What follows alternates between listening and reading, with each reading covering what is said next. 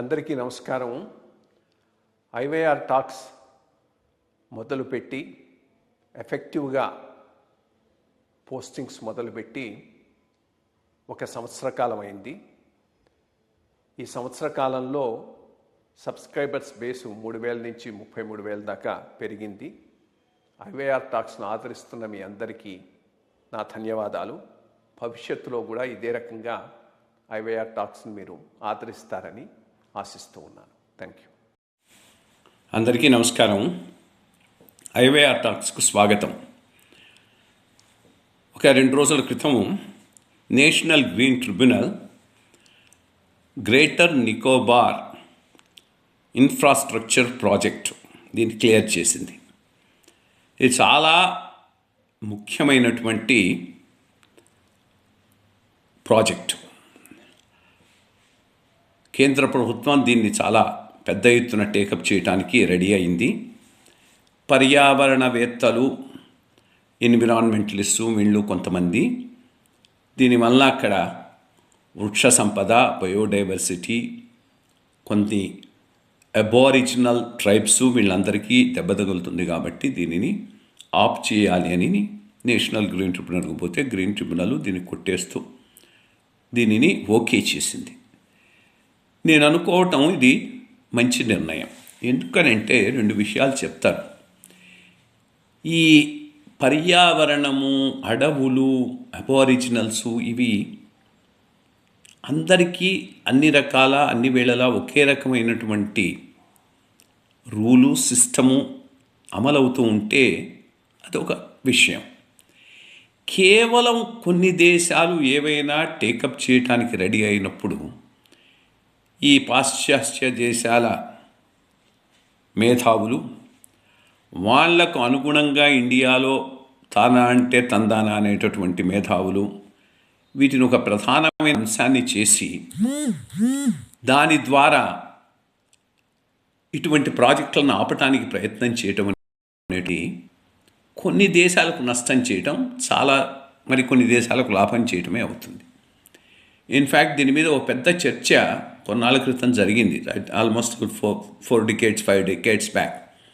అప్పట్లో మలేషియాలో rain forest, అప్పుడు ప్రైమ్ మినిస్టర్ ఉండేవాడు, అతని పేరు గుర్తుకు రావట్లేదు. ఇప్పుడు కూడా ఉన్నాడు, 93 ఏళ్ళు 94 ఏళ్ళ వయసులోనే ఉన్నాడు అతను. అతను వాటిని కొట్టేస్తూ ఉన్నట్టుగా వచ్చేటప్పటికీ దాని మీద ఎవరో ఎన్విరాన్మెంటలిస్టు ఇంగ్లాండ్ నుంచి ఓ పెద్ద దుమారం రేపాడు. దానికి దీటుగా ఆయన చెప్పిన సమాధానం ఏంటంటే, స్కాట్లాండ్స్లో ఉన్నటువంటి అటవీ సంపద గొప్ప సంపద, దాన్నంతా కొట్టేసి అవి గ్రాస్లాండ్స్ చేసేసారు. అప్పుడు మీకు ఇది గుర్తులేదా? కేవలం ఏదో ఒక ప్లాంట్ సిస్టంలో మలేషియాలో కొంత భాగాన్ని మేము డీఫారెస్ట్ చేస్తూ ఉంటే అది పెద్ద ఇష్యూ చేసి మాట్లాడుతున్నారని ఆయన అన్నాడు. చాలా వాస్తవమైనటువంటి విషయం. ఈరోజు సింగపూర్ సిటీనే చూడండి, అక్కడ ఎంత పెద్ద రెయిన్ ఫారెస్ట్ ఉండాలి. బికాస్ అది యాక్చువల్గా ఈక్వెడార్కు దగ్గరలో ఉన్నది, ఇప్పుడు వర్షాలు పడేటటువంటి ప్రదేశం. అవన్నీ కొట్టేసి ఆ స్వాంప్స్ను వాటిని అంతా ఫిలప్ చేసి ఒక సిటీని తయారు చేశారు. ఎంత పర్యావరణ నష్టం అక్కడ అయి ఉండాలి, దాని గురించి ఎవడు మాట్లాడు.